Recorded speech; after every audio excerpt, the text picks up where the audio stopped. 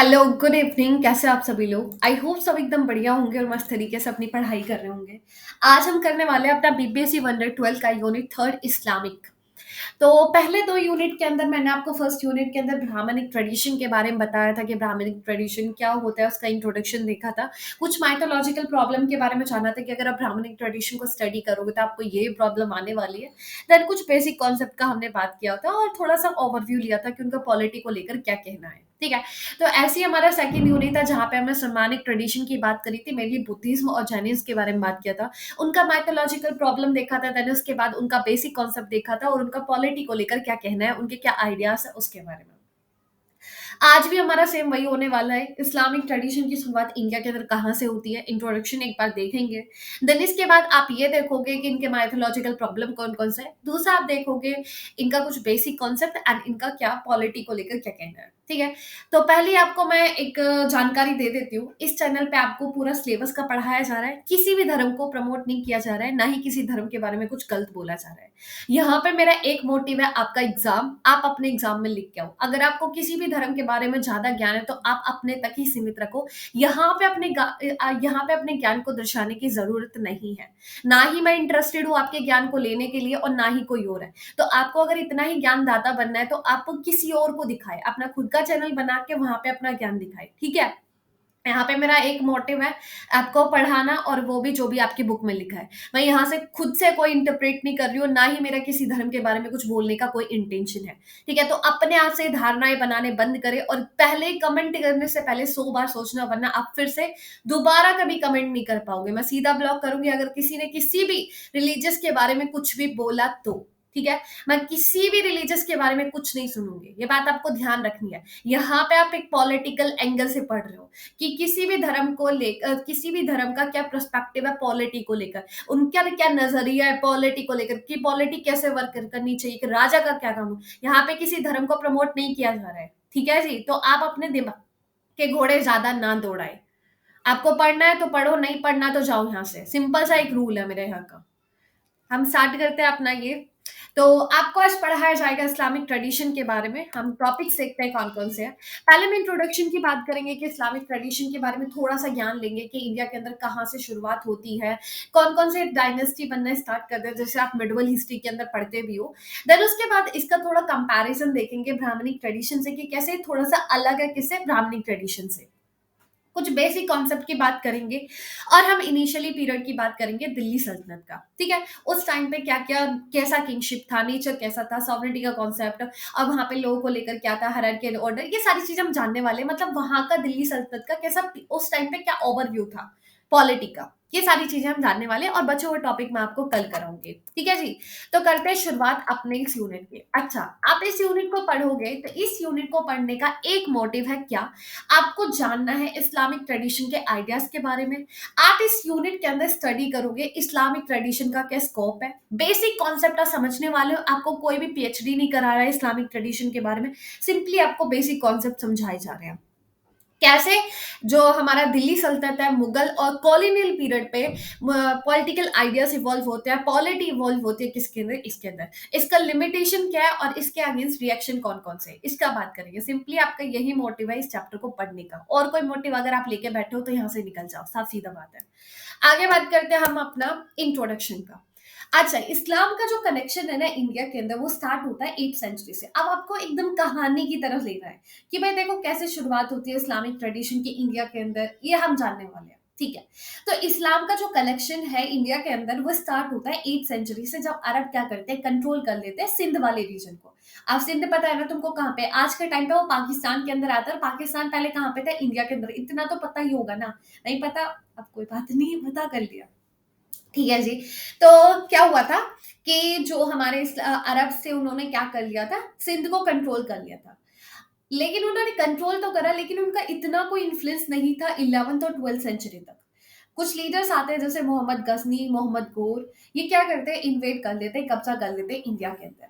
12th 6th के अंदर मुस्लिम जो रूल है वो क्या हो जाता है, स्टैब्लिश हो जाता है और क्रिएट करते हैं वो अपने दिल्ली सल्तनत का। ठीक है।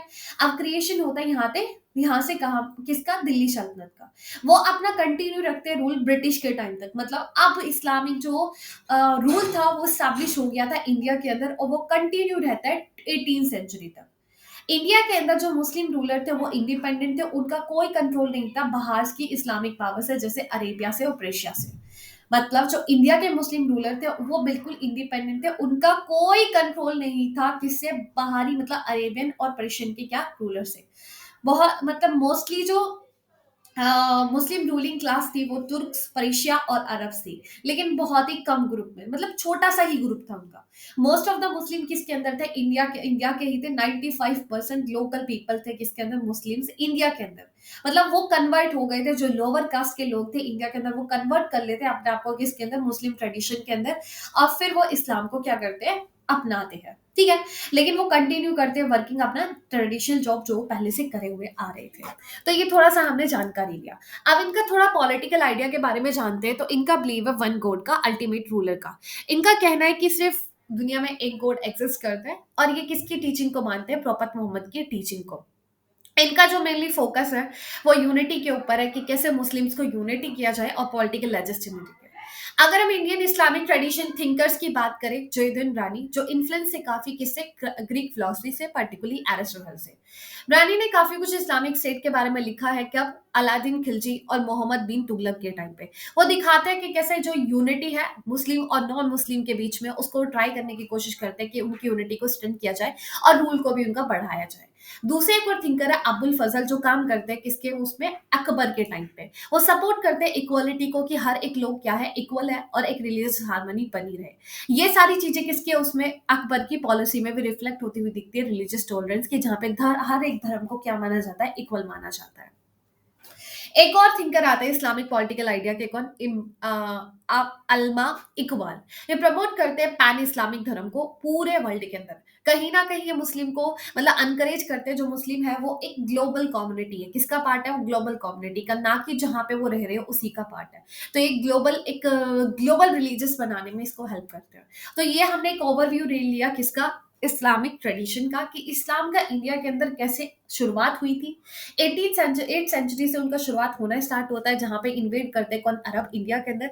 लेकिन उनका इतना कोई इन्फ्लुएंस नहीं था। जब मोहम्मद गोरी और गौर क्या करते हैं, कंट्रोल करते हैं, फिर उसके बाद दिल्ली सल्तनत स्टार्ट होती है। आपको पता ही होगा, आपने पढ़ा होगा मिडिवल हिस्ट्री के अंदर, slave dynasty, Khalji dynasty, Tughlaq dynasty, Syed dynasty, Lodhi dynasty, फिर उसके बाद आपने मुगल्स के बारे में पढ़ा होगा। तो ये सारी हमारी डायनेस्टी चली हुई है। इनके कौन थे, हमारे इस्लामिक रूलर्स थे। और इनका कंट्रोल कब तक रहा था, जल्दी बताओ, लास्ट तक। ठीक है, जब तक हमारा पूरा ब्रिटिश के रूल तक, ठीक है, 18 सेंचुरी तक इनका रूल कंट्रोल में रहा। फिर हमने कुछ पॉलिटिकल मतलब पॉलिटिकल आइडियाज के बारे में बात किया। तो कुछ थिंकर्स का, पहले तो हमने ब्रानी के बारे में बात करा, फिर उसके बाद हमने अबुल फजल, और देन उसके बाद इल्मा इकबाल। ठीक है।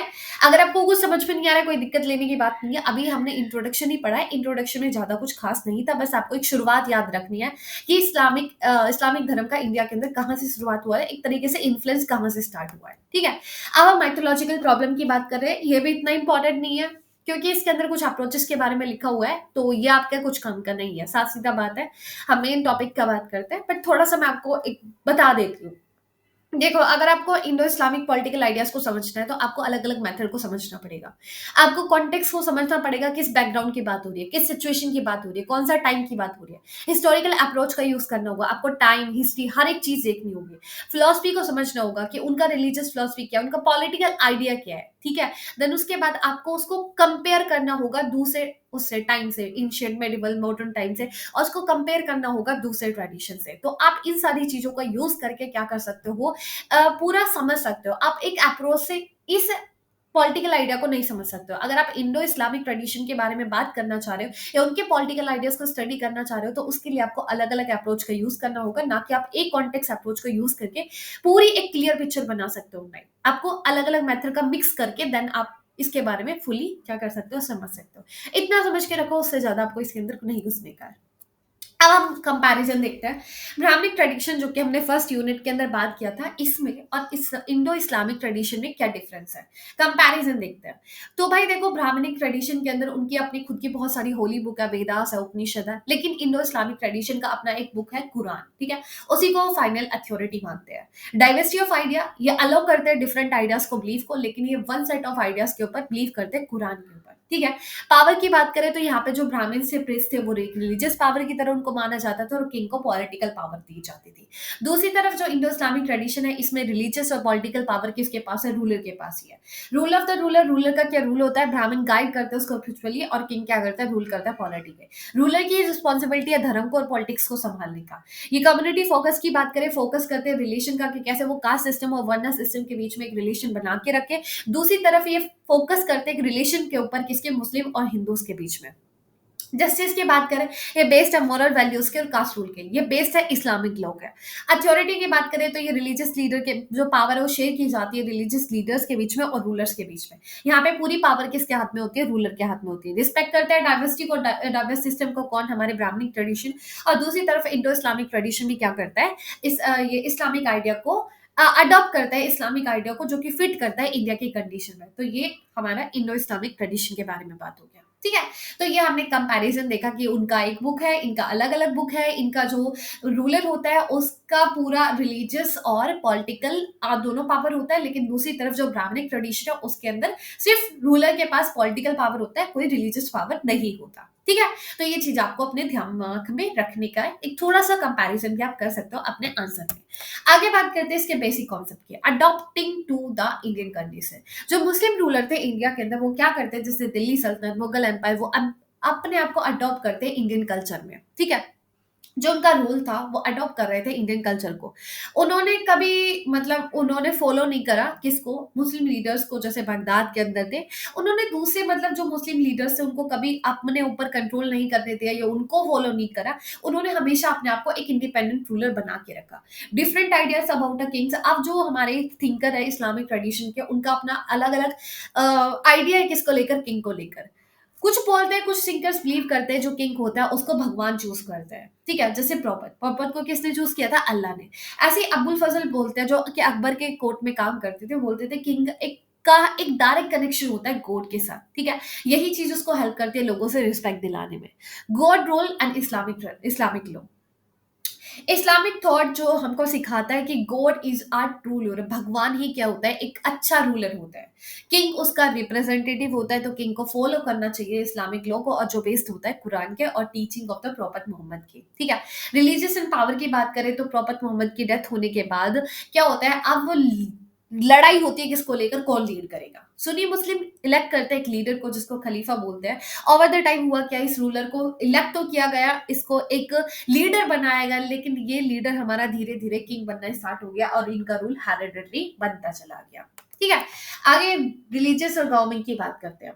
तो अली जो रूलर थे इंडिया के अंदर, जैसे दिल्ली सल्तनत, वो काम करते थे रिलीजियस लीडर्स के बहुत ही क्लोजली होकर। जैसे उल्मा उल्मा के साथ वो काम किया करते थे। उल्मा ये एक रिलीजियस लीडर्स होते हैं मेनली, ठीक है। ये चाहते थे हिंदू को कन्वर्ट कराना किसके अंदर, इस्लाम के अंदर। लेकिन दूसरे सोचते थे कि अगर ये जो हिंदू है वो कुछ रूल्स को फॉलो करेंगे तो वो बड़े पीसफुल तरीके से मुस्लिम रूल के अंदर भी रह सकते हैं। मुस्लिम टॉलरेंस जो मुगल से, जैसे अकबर, वो काफी पीस रखते थे हिंदू रूलर्स के साथ। वो उन्होंने कभी फोर्स नहीं करा कि वो कन्वर्ट किया जाए किसके अंदर, मुस्लिम्स के अंदर। उन्होंने कभी उसके कन्वर्ट कराने के ऊपर कभी फोर्स नहीं करा। उनको पता था कि वो पूरे इंडिया के ऊपर कब्जा नहीं कर सकते, तो उन्होंने चूज किया कि वो हिंदू के साथ मिलकर ही काम करेंगे। और उन्होंने हमेशा अपनी एक टॉलरेंस की पॉलिसी बना के रखी सभी धर्म के साथ। Islamic political thought and topic, Islamic rule continue रहा, तो उन्होंने जो थिंकर्स थे उन्होंने फोकस करा कुछ इश्यूज के बारे में कि कैसे पनिश किया जाए करप्ट ऑफिशियल को, कैसे हम अपने रिलेशन को बनाए रखें किससे, नॉन मुस्लिम रूलर्स के साथ, ठीक है। तो ये हमारा कुछ इनका पॉलिटिकल थॉट हो गया। अब इनिशियली पीरियड की बात करते हैं दिल्ली सल्तनत का और जयदीन रानी का।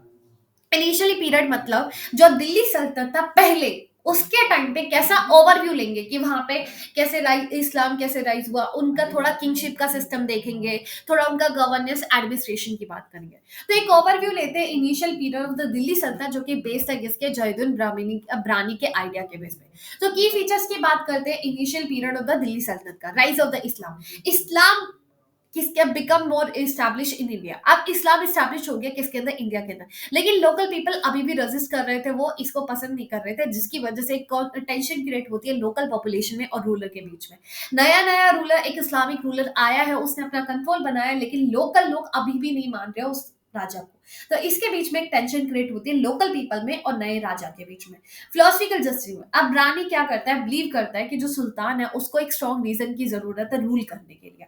अगर उसको इंडिया के ऊपर रूल करने हैं तो उसके लिए उसको एक स्ट्रॉन्ग रीजन की जरूरत होगी, तभी तो लोग उसके ऊपर विश्वास करेंगे। अब वो क्या करता है, एरिस्टोटल के आइडिया को यूज करता है, या अलग अलग इस्लामिक स्कॉलर के आइडियाज को यूज करता है एक्सप्लेन करने का कि एक जस्ट गवर्नमेंट की इंपॉर्टेंस का क्या जरूरत है।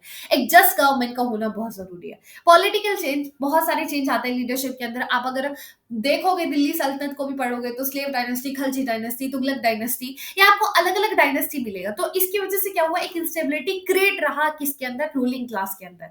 अगर हम सुल्तान के कोर्ट की बात करें, काफी लविश था, बड़े बड़े उसके पास महल हुआ करते थे, बहुत सारा पैसा था, धन था, ये दिखाता था सुल्तान की पावर को, उसकी लेजिस्लेसी को। उनके उसके टाइम पे स्ट्रक्चर कहता था, देखो भाई मुस्लिम रूलर यूज करते थे एग्जिस्ट गवर्नमेंट को, मतलब जो उस टाइम पे गवर्नमेंट का सिस्टम था, जो एग्जिस्ट कर रहा था उसी को यूज कर रहे थे। अपने एडमिनिस्ट्रेशन के अंदर वो हिंदू को भी इंक्लूड करते थे और कहीं ना कहीं क्रिएट करते थे mix of Islamic and local governance का, मतलब जो लोकल गवर्नेंस है वो भी होगा, जो इस्लामिक रूलर है वो इस्लामिक रूल है वो भी होगा। ठीक है, तो ये चीज हमको इनिशियल टाइम पे दिखती है दिल्ली सल्तनत में। Nature of the kingship, kingship का नेचर कैसा था, सुल्तान की अथॉरिटी, सुल्तान के पास एब्सोल्यूट पावर होती थी स्टेट के ऊपर, मतलब पूरे राज्य के ऊपर उसी का कंट्रोल होता था। उसके पास सिविल एंड मिलिट्री मैटर के ऊपर भी पावर होती थी, तो मतलब इसको जाना जाता था कि ये एक रिप्रेजेंटेटिव है किसका, भगवान का, गॉड का। डायनेस्टी रूल, किंग सपोज करते थे कि उनको इलेक्ट किया जाए, लेकिन प्रैक्टिस में देखें पावर हमेशा एक रॉयल फैमिली के हाथ में रही है। ब्रानी कहीं ना कहीं इंपॉर्टेंस देते हैं कि देखो भाई अगर तुमको रूल बना के रखना है तो तुमको एक स्ट्रॉन्ग डायनेस्टी की तो जरूरत है।